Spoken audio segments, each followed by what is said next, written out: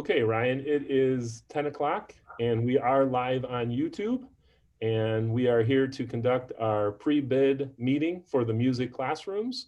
So we're going to turn it over to Ryan Schmidt from TDA. Hello, everybody. Thank you all for watching this presentation. This is a new experience for a lot of us, so I appreciate everybody taking the time to join in. We're excited. There is a project that we're doing with Mentor Schools right now. It is the renovation of two existing music rooms in the music wing of their high school. What they presently have right now is a chorus room and a band room. Each of those rooms have a series of tiered seating, concrete tiered seating components that are in those rooms that will ultimately be removing. That is a large part of this project, is essentially the leveling of the floors inside of those spaces to make them more conducive to the type of musical experience that is being taught in high schools today. The other component that will be noticeable is in the chorus room. There are presently two small storage spaces that are located at the top of the tiers. Those will be removed, along with some adjustments to some old fin tube heating, radiant heating that's along the walls that will ultimately need to be adjusted based on the removal of those tiers. So removing the tiers, putting in a new concrete floor. Another item to note inside of music room number one, which is the chorus room, is there is an alternate to remove what is a storage room in there right now, a supply room where they keep some equipment and things of that nature. The alternate is to essentially fortify and strengthen an existing concrete masonry pier that's in that space, add a new beam and header over an opening, and then essentially open that up to the rest of the room. So effectively enlarging the size of that chorus room. Over in the other music room, the band room, primary band room, again, we're leveling the floor in there. We're also doing a pretty substantial amount of casework in there. It's musical lockers, acoustical musical lockers for that space. That's all detailed in the drawings, so you'll be able to see all the specific units, description of what they are, the type of instruments they're supposed to store, and those types of requirements. Additionally, in that space, there's a soffit going in as part of base bid that goes over the top of those musical instruments. That is base bid. It's a hard cap over that space, and that's essentially to accept upper storage over the top of some of those units. And that's, again, all shown in the bid documents. There's an alternate in that room to provide those upper casework elements, which is essentially a facing panel with some operable doors, hinges, all that type of equipment, and essentially close those off. That is an alternate for that casework upper piece. Also, there are acoustic panels in both rooms. Those are alternates to provide acoustic panels. Since these are alternates, it has to be assumed that they're either mounted to the wall or to the casework, depending on which alternates are ultimately selected. Another item that is an alternate in both spaces is ceiling mounted diffusers. I'm sure anybody that's done this type of work is familiar with the geometric diffusers, the lay-in type units. Essentially, we're taking out an existing ceiling panel, dropping in the acoustic diffuser panels. The work is confined to the music wing, which is located at the front of the building. For anybody that's familiar with the Mentor campus, the big performing arts center with the blue panels on it and the big red circles, that is essentially the location where we're doing this project, is right off of that. Their music rooms are right off of that. So you'll have clear open access from the front of the building. We understand there will need to be a dumpster up there at some point for the construction debris as we're removing those tiers. So we just ask, as part of this project, to make that as discreet as possible and to try and keep that front of the building as nice looking as we can during construction, just because it is such a visible element to the campus. But it has a separate entrance. There's a restroom in that space. So it is a very accessible, easy to access part of the building with big double doors taking you to the outside and getting you to work areas. Other than that, scope items for concern, electrical is very minimal. We have existing lights in most of the spaces. We're maintaining those. We're supplementing a little bit. We're removing some of those storage rooms. Again, very, very minimal work with electrical. Mechanical, very similar. The bit of mechanical that we're really talking about doing is those adjustments to those existing radiant heat units that run on the walls. So again, that's a old pipe type system that will need to be, shut down while you lower those and essentially put those back up. Other than that, this process, it's on a school campus, so we need to stick with all the typical restrictions for school type project. Everybody is going to need to have background checks. We need to keep daily login, sign-in sheets for all the employees on campus. There is no smoking, no tobacco on campus. Need to make sure everybody is respectful of the other people on campus. And to date, we've been very successful with all the contractors that have done work on site. So that's been great. This is summer work as well. So we want to make sure that we plan for that accordingly. And all submitted bids, if you could include your schedule and make sure that that's included with your bid so that we can review that and make sure that it aligns with the expectations and needs of the school district.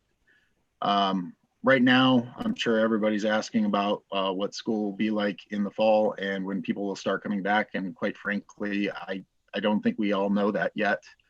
So this will be a bit ambiguous until more plans are more fully developed, but this is an ever-changing process right now with the COVID recommendations at this point. I guess they're not even restrictions anymore, but recommendations from the state and federal government. So that will be something that's ongoing, but we should not let that dictate things as much as we're going to have to adjust accordingly. And if that has ramifications on the construction project, we will obviously have to consider those at that time. Other than that, project is pretty straightforward. The crew that will be working on this from the school side of things have been involved in most of the projects. So if you've been fortunate enough to work with Mentor Schools, it's going to be Jen Skolsky, Rick Kohler, Mike Lynch, and then TDA Architecture from our side of things. As far as the typical day-to-day construction for this project, we would have weekly meetings on site just to walk the site.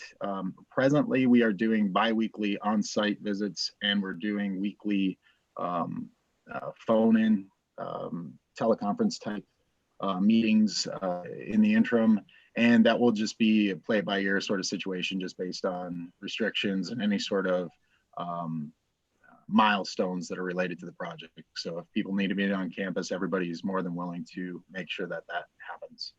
Submittal process, RFI process, all that runs through TDA Architecture.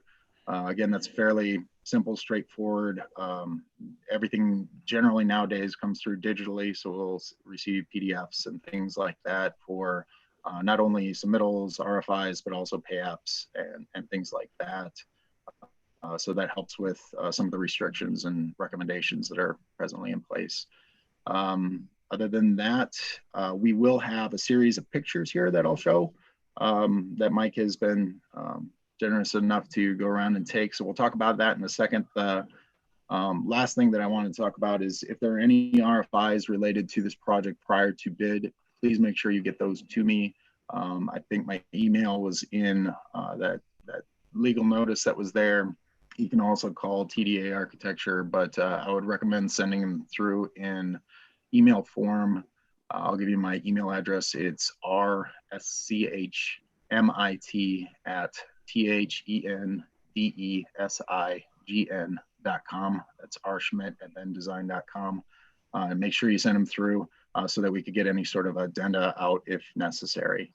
That being said, if we could go to the pictures.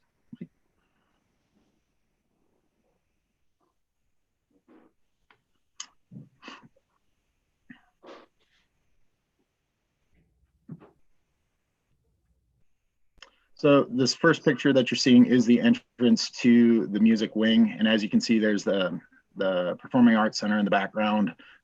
These are the doors that access the site. There's a big sidewalk out front. There's bus traffic driveway that's out there as well. So there's plenty of access to that space, but those sidewalks are existing. That driveway is existing. So we need to make sure that during the project, they're protected, and any sort of damage obviously would be the responsibility of the contractor to replace if that happened. Again, we've had very good success with that not happening, but we just want to make sure we protect previous investments in the campus. If we could go inside, this is a picture of the corridor that connects the two spaces. To your right, you see the door that we just saw from the outside of the building. Down at the end of the hallway to your left, there's a pair of double doors you can see down there, but to the left are two doors on that side wall that you can't see. Those are the doors into the chorus room, music room number 1, and directly behind us is band room, which is music room number 2. There's the doors to the band room. The doors to the chorus room are on the right there from this vantage point. And then the exterior doors are obviously where the sun is shining in on the left. Again, existing floors and stuff in these corridors are to remain, so we just need to protect that. This is an isolated corridor, so that it should be pretty effective. Just typical measures of visqueen and tape and things of that nature, just to surrounding spaces. It should be pretty effective. Go to the next slide, please. This is a picture of the chorus room, which is the far room that I mentioned, music room number 1. As you can see up in the corners, there are those 2 small supply storage rooms. Those essentially get torn out. These tiers get torn out. The handrails come out. The acoustic panels are part of an alternate. You can see those on the walls to replace those. And then you can see the radiant heating along the walls on the back wall and on the wall to the left. That was the other piece I was talking about, adjustment. The ceilings remain, the lights remain. We're supplementing both as we remove these rooms. So it's really tying in at those corners and making sure those systems just continue to the corners and just finish off the space. Another view, seeing basically the same thing, just from the opposite side of the classroom. This is a view from the back of the classroom looking towards the front. You can see there is the big opening. To the right of that is that small storage room that is part of the alternate to remove. That's where we're going to have that masonry pier. Essentially that opening that you see there, that alcove, that stays intact as it is. We're adjusting the ceiling as necessary and as illustrated in the alternates. So that essentially stays in place. This is that little storage room. To the left there is where that masonry pier will be built up, essentially cut in a beam that would run at the same elevation as that existing alcove. This is the alternate, but that would open up this room, a small storage room, to the rest of the space and create essentially a larger floor plate for activities inside of that music room. This is a picture of the existing band room. Base bid obviously is to remove those tiers, is to remove all that existing musical casework that's along the back of the room, including the upper units, which are, I think, essentially plywood boxes that were built over time to help supplement their storage requirements. And then we're ripping out the ceiling along that edge above those casework pieces as required to cut in the new ceiling and provide those soffits that are illustrated in the documents. So once these tiers come out and the floor is leveled and the concrete's poured and everything's ready to go, then we will be installing the new casework along those back walls, installing the soffit, reconnecting the ceiling, and providing supplemental lights and drop ceilings as required to finish up the space. Both of these rooms, by the way, have VCT as a base bid element, but we have an alternate to provide LVT. Preference is to go with the LVT, but just as with all these projects, we make sure that we include a series of alternates to help protect the budget, make sure the school district has flexibility to choose the items that for the money make the most sense for them functionally short-term, long-term, and aesthetically. So yeah, this is a view looking from the north side of the space. There's another door behind us, but primarily your door to access the room will be from the left over by the flag over in the corner there. There's a couple of windows. There's 3 windows in this space. Those windows are irregularly spaced. That is something to be considered. So as we're doing layout for these rooms after the floors are removed and we're getting ready to order casework, that needs to be double and triple checked by the installers and the fabricators to make sure that the casework we're getting is appropriately sized. If that's might need to be adjustments or shifts, just to make sure that that works effectively. Our plan is based off of the best information we could get based on field dimensions taken with everything in place. But obviously we need to double check that when the work is ready to commence in that space. This is a view from the back of the room looking towards the front. Again, part of the project too is just to clean up the walls, prep, and get all the brackets and things like that that need to come off, things that aren't used, get all that off the walls. The school has been great in the past at making sure the rooms are prepped and ready for construction to take place when construction's ready to go. So anything that needs to come out of the rooms that will be saved will be taken out. Everything else generally is either noted to stay or it is to be removed. So that will be all clearly illustrated prior to construction commencing. And that's it. Like I said, from my side of things, TDA's side of things, we have RFI process now. So please make sure if you have any questions, get them over. I can't answer questions via the phone. It just doesn't work that way. I need to be able to get those out as addenda if necessary. Documents are available from SE Blueprint. They have a plan room there. You can get the documents directly there. There are a handful of drawing sets in our office. Our office hours right now are a little bit, they have a little bit of fluctuation just based on the current conditions. So if you're able to access the SE Blueprint website, I recommend that. Or these are also available through Builders Exchange. We sent them to Reed Construction Data. We sent them to iSquareFoot, Dodge, and Plan Cycle. So all of those locations should have them. If anybody has any further questions, like I said, feel free to contact me. With that, I will turn it back to Mike. Thank you. All right, that concludes our meeting.